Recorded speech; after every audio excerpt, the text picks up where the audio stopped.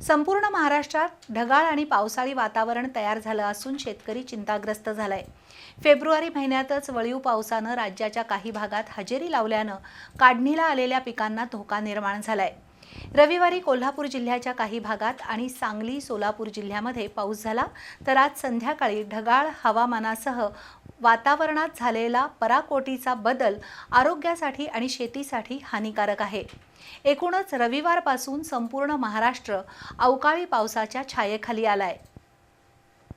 दक्षिण भारतात मुसळधार पावसाची शक्यता आहे, तर गेल्या 4 दिवसात महाराष्ट्रातील तापमान अचानक बदललं आहे। कोल्हापूरसह संपूर्ण राज्यात सरासरी तापमानात 3 ते 4 अंशांनी वाढ झाली। रविवारचा दिवस गेल्या 10 वर्षातील फेब्रुवारी महिन्यातील सर्वाधिक तापमानाचा ठरला। दुसरीकडे ऐन फेब्रुवारीतच अवकाळी पावसाचं संकट निर्माण झाले। रविवारी कोल्हापूर जिल्ह्यातील उंच आणि डोंगराळ तालुक्यांमध्ये मध्यम स्वरूपाचा पाऊस झाला, तर आज दुपारनंतर प्रचंड अंधारून आलं आणि पावसाळी हवामान तयार झालं। हवामान खात्यानं आज पूर्व विदर्भाला विजांसह वादळी पावसाचा इशारा दिला होता, तर पश्चिम महाराष्ट्रातही आज अशीच परिस्थिती उद्भवली।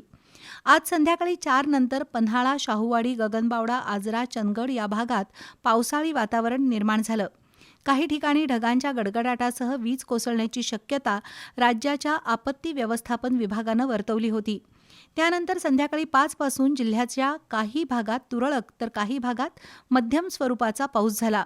त्यामुळे काढणीला आलेल्या पिकांचं नुकसान झालंय, तर आंबा, काजू अशा पिकांनाही अवकाळी पावसाचा फटका बसू शकतो। दरवर्षी होळी पौर्णिमेनंतर वळीव पावसाची शक्यता असते, पण यंदा होळीपूर्वीच अवकाळी पावसानं हजेरी लावून बळीराजाच्या तोंडचं पाणी पळवलं आहे।